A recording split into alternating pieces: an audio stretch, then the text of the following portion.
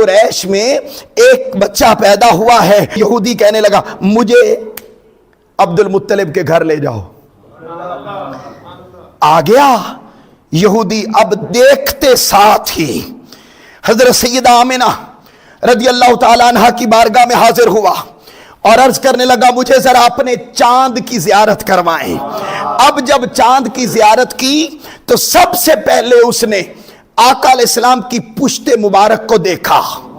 جب پشت مبارک کو دیکھا تو کہتا ہے خدا کی قسم یہ وہی مہر نبوت ہے اس بچے کی پشت پر جس کا تذکرہ میں نے پچھلی کتابوں میں پڑھ رکھا ہے.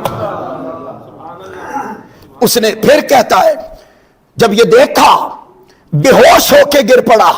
جب ہوش آیا تو پوچھا, پہلی یہ گواہی دی کہ یہ وہ نبی اور رسول ہے جس کا تذکرہ میں نے پچھلی کتابوں میں پڑھ رکھا ہے.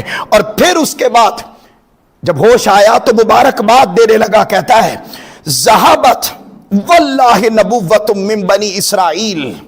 اے اہل قریش تمہیں مبارک ہو کہ اب تک جتنے نبی اور رسول آئے وہ آئے تھے بنی اسرائیل میں سے. کس میں سے آئے تھے؟ بنی اسرائیل میں سے آئے تھے.